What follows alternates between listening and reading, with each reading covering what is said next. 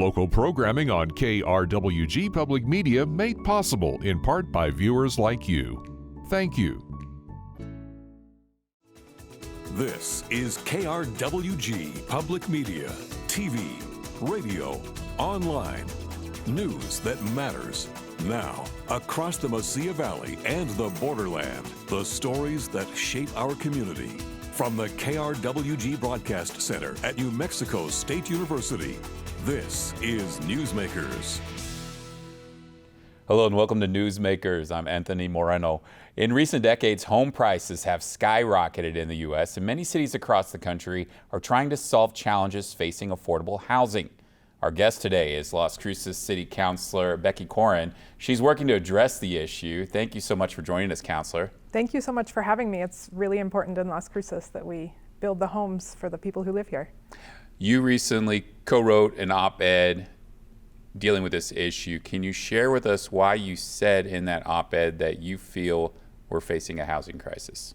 We're facing a housing crisis, and we see it throughout the repercussions of the pandemic. We've noticed an uptick in folks becoming homeless, but also interest rates rising, homes becoming less affordable for people across the nation. But in Las Cruces in particular, we've seen an enormous increase just in the last year, a 17% increase in terms of affordability and unaffordability for folks. A lot of folks are finding that their rent is going up more than they can afford, and we hear about this all the time on City Council. And so I'm worried that folks won't be able to find the homes they need in the future in Las Cruces. There's a lot of talk in New Mexico and of course in Las Cruces about affordable housing and the challenges facing it. What do you feel may be contributing right now to that issue? I think right now interest rates are certainly one part of that. I do think that home prices are going up, and in Las Cruces we wrote a zoning code in 2001 when the average home price was about $100,000 a home. Now we're approaching $350,000 a home, and we haven't revised our zoning code. So this is really a long-term issue that we're facing, and we know that in cities where they've done this 4 or 5 years ago, they've seen many more affordable homes come onto the market, including duplexes, guest houses, casitas, and places where really people who maybe aren't making enough to buy a home in this environment or buy a large single-family home that's $350,000, they can afford something like a townhome or a duplex. With the zoning code as it is right now, where do you think the changes need to be made? Currently, our zone, 57% of the residential zoning in Las Cruces is zoned for single-family homes. And while many of us enjoy living in single-family homes, I actually live in a townhouse, so I'm not maybe as a townhouse advocate, I am really strong on that. But 57% of the land that we use for residences are just for one family. And a lot of folks are realizing as parents get older, as kids graduate from college, that they might need different kind of space that would allow them to have someone else stay on their property, perhaps build a casita. And so this would serve to change that. It doesn't require that anyone changes what they love, but it gives folks the power to use the space that they have in a different way than perhaps they might be otherwise, given our current zoning code. So tell me about Realize Las Cruces and how you feel it's going to address this issue. Realize Las Cruces is a comprehensive overhaul that the city of Las Cruces has undertaken. It's a zoning code includes everything from what you can build on on sort of housing lots, to how streets should look, to how many parking spaces businesses should have, what kinds of businesses go in certain areas, how you develop sort of the urban core versus the suburban areas into multi-use areas, so that folks don't have to drive everywhere. And so the zoning code includes all of those things. How should each road look? How much space should there be for bikes? How many trees should there be in the parking lot of your store? And so those are things that Realize tries to revise in our current code. Right now we have really spotty zoning and many, many, many different types of zones that are constantly being questioned, changed, revised because our zoning code is so outdated.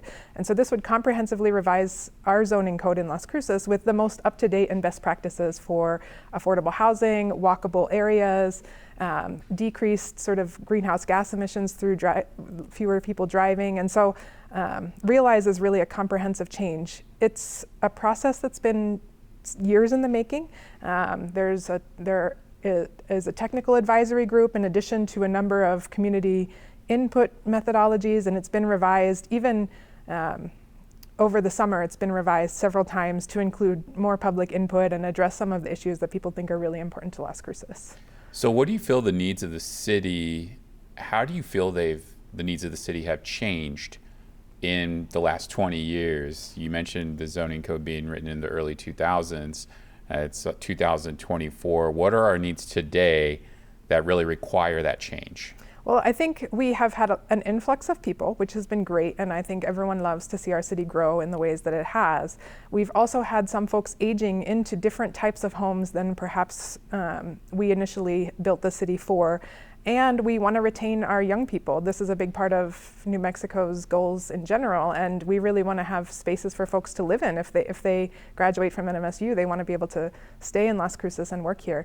And the number of jobs has increased, and our economic sort of mobility has increased dramatically. Our housing supply hasn't really kept up, and so that change, along with demographic shifts, has really meant that we need to think of a different approach. I also think that the pandemic really revealed that a lot of folks are living in sort of tenuous situations. Landlords decide to up the rent, it becomes unaffordable for folks. Right now, we know that almost half of people under the age of 30 are paying more than a third of their monthly income on rent. And the ideal measure is a third of your monthly income, so that you're able to spend money on all the other things you need to spend it on, transportation, food, insurance, healthcare. And so it's really important that we bring that back into line so that folks can live affordably and comfortably in our town. How are those conversations going, though, with folks who may own property in Las Cruces and leasing it to people who you mentioned have been impacted by this? You wrote about this in your op-ed, saying how the cost to rent in Las Cruces has risen dramatically since 2017. So why should landlords care about this issue?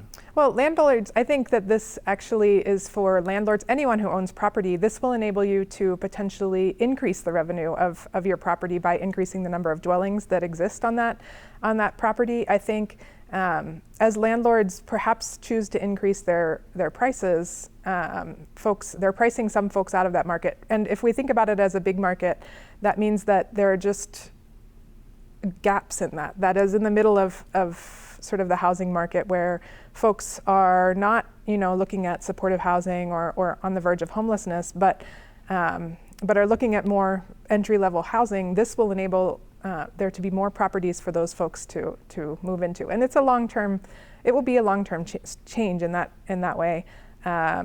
These changes won't happen overnight. Folks will be building spaces, not necessarily changing what exists, but changing how we think about how we build houses. In your opinion, in Las Cruces right now, do the incentives work for developers to invest in family housings, larger homes instead of smaller homes? I wouldn't say incentives, but certainly our zoning has made it easier to build single family homes than it has to build things like townhomes or quadplexes or apartment complexes. So I do think that in terms of zoning, we do have some restrictions that have held builders back from building those places. And this would lift those restrictions and enable more freedom for both builders and individual people to sort of expand on their own property. How is the community conversation going around this issue? There's obviously been a lot of concern and folks voicing their concern at city council meetings about the unhoused in the community. But do you feel like there are productive conversations happening around this issue? I do, and we know that the best way to solve homelessness is to have more homes available to people, and that means short-term strategies. We've been investing a lot in short-term strategies to help people get off the street, permanent supportive housing, Camp Hope, Community of Hope, upcoming and future investments in housing. Even in my district, which is traditionally a lot of single-family homes, we just approved to support a public-private partnership to build 240 apartments that will be for low-income individuals for the next 40 years. And so those are ways that we're looking at addressing sort of the unhoused. And or people who are just barely entering the housing market and not maybe able to afford things. The zoning reform is more of a long-term investment. That's looking at those folks probably when they decide to move on up, right? Move to a different sort of setting. Perhaps they want to invest in a townhome or a type of community where it isn't just single-family homes in that area. And so those spaces, like the neighborhood that I live in, which is all townhomes and is super diverse, all kinds of different folks, lots of retirees, lots of young families. Those kinds of spaces, this will really enable us to build more of those. You write about the need for mixed-use neighborhoods. Can you tell us a little bit about that? I think this really looks at how we've designed our sort of area, we've fallen into the trap of suburban sprawl that many cities in the West created their zoning code in a way that sort of created a lot of outlying homes, folks who have to drive to get to amenities. And the new ways of thinking about this in terms of folks who do planning is to enable people to live where they are, not have to use their car to go everywhere, and even perhaps enable them to not have a car. So that means having small groceries in a nearby and accessible place. That means having a lot of sidewalks and bikeways that enable you to get to other parts of the area. And so we haven't necessarily had that orientation, although Elevate Las Cruces, the overall comprehensive plan for the city, does include that. This is one piece of making that possible. Do you feel that that's something that has changed in recent years, where people are becoming more aware of how long they might be commuting to work, or enjoying walking to work or using public transportation, wanting to live close to their job where they can, in an area where they can live, work, play?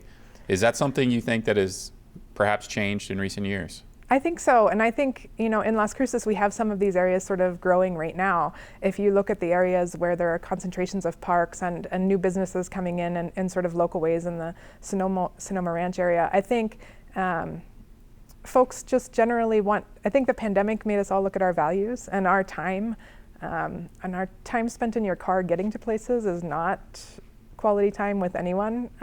It's not quality work time or quality family time, and so I think people also are thinking more about physical fitness and being outside. And so I do think that we've seen a shift to more people looking at ways they can cycle further. Our public transit is back to slightly above pre-pandemic levels of usage, and it's on a steady incline. So I'm really excited for that, the opportunities that brings. So I think people are thinking about how to stay home more or stay close to home more, just because our values have really led us to focus on, our communities in a different way now. Well, there's certainly concerns about how much people are paying just to get around town, as well, with fuel costs and inflation playing a role too. How do you feel that that's really a reason why folks should pay attention to this? Well, I think about this in these ways. Right now, as it exists, our zoning code requires businesses to build a certain size parking lot. If you drive around town, you'll see the vast majority of those parking lots are completely empty. That causes a barrier for commercial development, right? This revised zoning code releases that barrier, and so it allows for different types of development, different ways of thinking about building commercial businesses. And so those subtle changes are sort of bringing the grocery store to you, right? Even though it's not necessarily reducing cost, if you don't have to drive there, it's saving you time and potentially gas, right? And so enabling commercial businesses in spaces that maybe because of the prior parking requirements couldn't fit there really changes that dynamic. You write about the need for public-private partnerships to address this issue. How can that work? I think we've seen luck with multifamily housing in Las Cruces in terms of using city funds to leverage private funds and federal funds to build more apartments and more housing. We do this with Habitat for Humanity. We do this with Tierra del Sol Housing Corporation already. This will enable more productive use of the land for private investors, and that's something that everyone is looking to sort of leverage every dollar that we possibly can that we put into housing to leverage it to the max. And these zoning changes would enable us to do that more and support private entities that are willing to do that as well. So where are we at right now with these proposed zoning changes, and how can folks let their voices be heard and input be shared? We're about 2 years into this process, and so we're nearing the end. We hope to vote on this in the fall of this year on council. Right now, we're in another sort of community input phase, the last of those community input phases. Folks can visit realizelascruces.com and they will find that there's a community space where people can add to sort of the comment board. They can also email their city councilors and we'll share our inputs as the final stages go through. The community members who served on the board are doing their final read through, the technical advisory committee. They're doing their final read through at this time, and then I think within a few months it should come to City Council for a vote. So it's really, we're in the final tweaking times, but if you'd like to read more, it's only about 400 pages, so I'm sure folks are looking for something fun to read. Well, it's an issue that obviously impacts everybody in the community, so I'm sure there are a lot of people who are interested in learning more about this. How do you feel this proposal can address equity within the city? We know that there's a long history of using zoning or conversations about how a neighborhood should look that are deeply problematic in history, deeply problematic. But even in contemporary times, we know that when folks enact zoning changes like those in Realize Las Cruces, their neighborhoods become more economically diverse, their neighborhoods become more diverse with people from different backgrounds and in terms of ages. And so the reforms that are represented in Realize Las Cruces will result in neighborhoods becoming more diverse.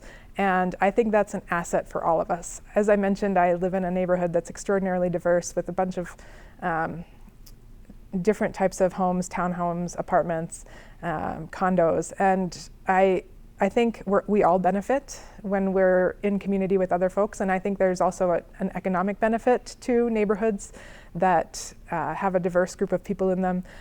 Businesses want to be located in more diverse places. And Las Cruces is a place where we pride ourselves on our community values, on loving our neighbors, and really being a truly diverse and sort of heart-filled community. And this will really enable that more.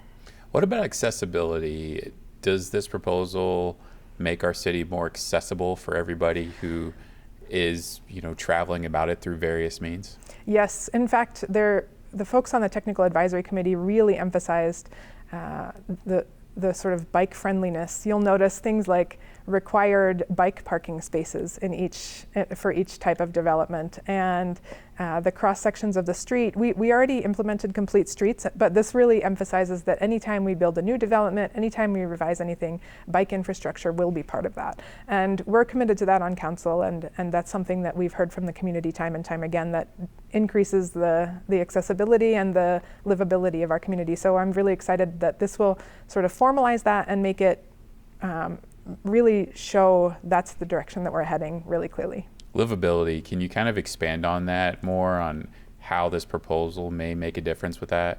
Livability, I think of livability as being able to access all the things that you need nearby, being able to connect with your neighbors in ways that are meaningful, including seeing them out on the path, visiting with them. I think this also means more community spaces. And so I think about the ways that we're thinking about where we should situate a new library. And livability is part of that. How we zone the city sets up whether or not that would be a great place for a library, right? Will it be accessible via transit, via bike? And so community livability means access to those things, like libraries and parks and places to ride your bike safely. And Realize includes elements that contribute to all of that. What about establishing home equity with this proposal? Can you tell us a little bit more about that?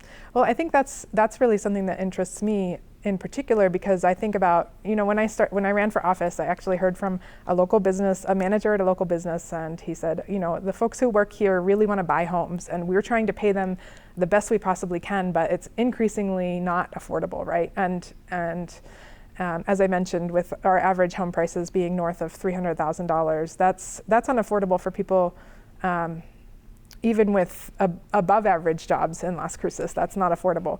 And so I think about, and again, this was just luck, a few years ago when I purchased my townhome, it was only $150,000. And now that feels like I got away with something. It's a place that I can build equity in and that I've been growing in, but now it would be unaffordable to me. And that's a really, if the United States is going to continue to use home equity as the way to grow wealth, and making that accessible to people who can only afford something that's $150,000 is a way to do that, to help us grow wealth for people who are just starting out in the job market. That kind of goes back to what you brought up earlier, the need to keep folks who may be graduating from NMSU in the community. Can you kind of share a little bit more about that? Because I think it's an issue that New Mexico has been dealing with, not only Las Cruces, but New Mexico's entire state is challenged with it. I think that, and just before this interview, I was looking at sort of the average wages of jobs here in our community that for people with a bachelor's degree, so NMSU students graduating, and they're typically paying about $35,000, I would say. You can't qualify for a home, probably a single home in Las Cruces with that kind of wage, and is it possible that they could in El Paso? Maybe, because the average home cost there is less, although they have a lot of other taxes. So it's unaffordable in other ways for folks there. But do other communities start to look more appealing if your entry-level wages are so mismatched with the kinds of homes you could afford? And many people do still really want to buy their own home. That's not for everyone. And I think that Realize will make it so that more people can buy homes and there will be more rental homes available to people. So I think both in terms of investing in equity of the people who we want to keep in Las Cruces, as well as making it appealing for people who might be not interested in buying a home, but want to stay here and want to have a nice, livable community to stay in. There may, of course, be policy challenges when it comes to this. You've mentioned zoning issues and concerns, but are there some other things that can be addressed with policy with the City Council right now? I think as far as policy goes, for me, this is a really big one in our sort of three-tiered strategy of short-term, mid-term, and long-term. This is really one of the long-term policy goals.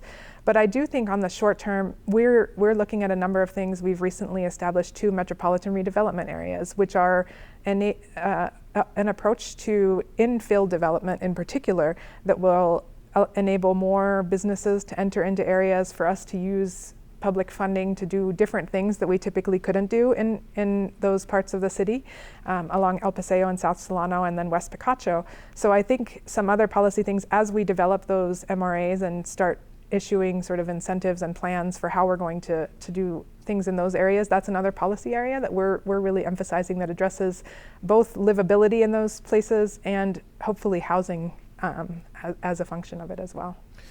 As a city councilor, you're well aware of challenges facing the city. One of those, public safety. Do you think that impacts this discussion surrounding this? If so, how? I think public safety, thinking about holistic public safety, really is looking at how folks live. And I'm going to sort of take a different angle on this, slightly different angle on this. We think about public safety in terms of police presence, but that also includes access to emergency medical services. And so right now, a lot of folks, one of the biggest calls that our fire department responds to are folks falling, right, in their homes, elderly folks. And so I think about ways that having folks being able to live closer to health services versus living really far from where emergency services have to reach them. That's one way that Realize specifically would be addressing that.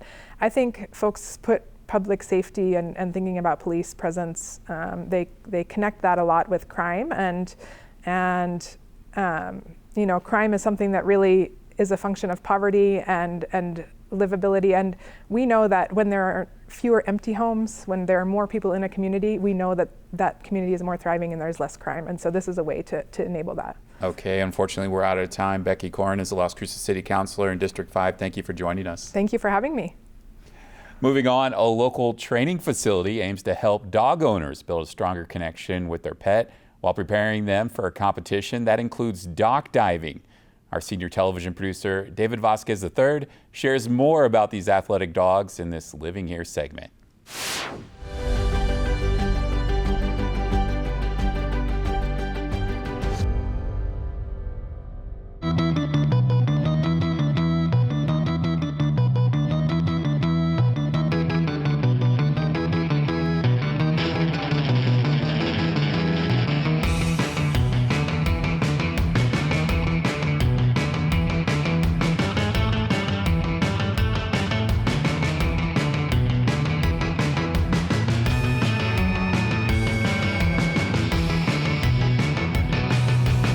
Today we are having our Summer Splash, which is a North America diving dog competition.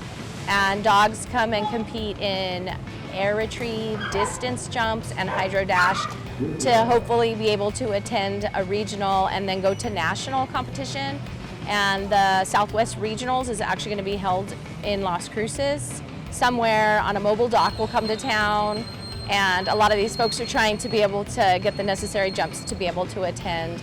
So we're affiliated with North America Diving Dogs, and they are recognized by the American Kennel Club, and they allow us to host anywhere from 6 to 8 competitions a year. We also offer open dock, and then we do classes teaching dogs how to swim. We teach that. We also just have dogs that come to swim to burn energy, and some that may have hip dysplasia. It's really good exercise just to swim.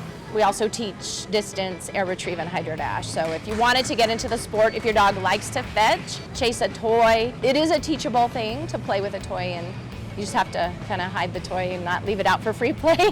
My dog likes jumping for toys in the pool. It took a bit for him to figure out to actually run and jump off the dock. He would kind of stand at the end and be afraid to jump in, and then he would run and stop and then jump, and then finally he's like, oh! And then once he realized he could run and jump, it was all over. He definitely loves it, and he's got a lot of drive to jump and get the toy. Well, he's already qualified for the regional event. I don't even know where it's at, but we might go to it. The pool is operated year-round. There's also obedience classes and agility classes that happen in here as well. And they can go to the website, access stuff there. You can also email, Facebook. We have Facebook, Instagram page, YouTube videos. You can see kind of what's going on. Everything's by appointment only. We don't really have any come in and use the pool unless it's open dock. And open dock, we post those on our social media pages.